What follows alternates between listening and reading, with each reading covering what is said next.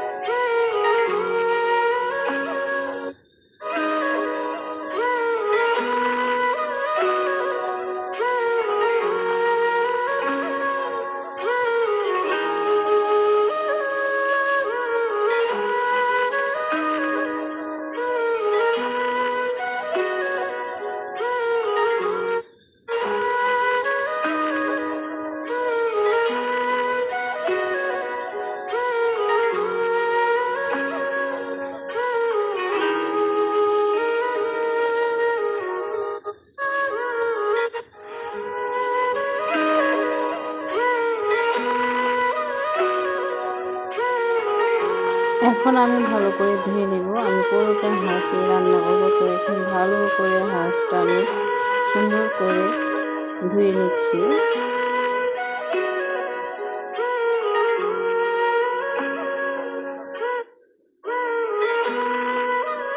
আমার হাঁস ধোয়া হয়ে গেছে, তো এখানে রান্না করব। তো আমি এখানে প্রথমে পেঁয়াজ আর রসুন, তারপরে দারচিনি, এলাচ, মানে যা রান্নার জন্য মশলা লাগে সব মশলা দিয়ে মশলাটা সুন্দর করে কষিয়ে নিয়েছি। ভালো করে কষানো হয়ে গেছে, আমি এখন হাঁসের মাংসগুলো দিয়ে দিচ্ছি।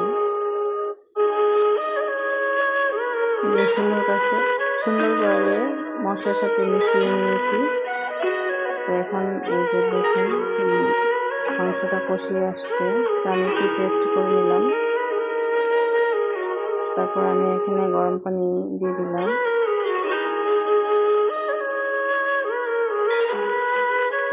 তো এই যে এখন নেড়ে ছেড়ে ঝোলটা একটু শুকিয়ে নেব।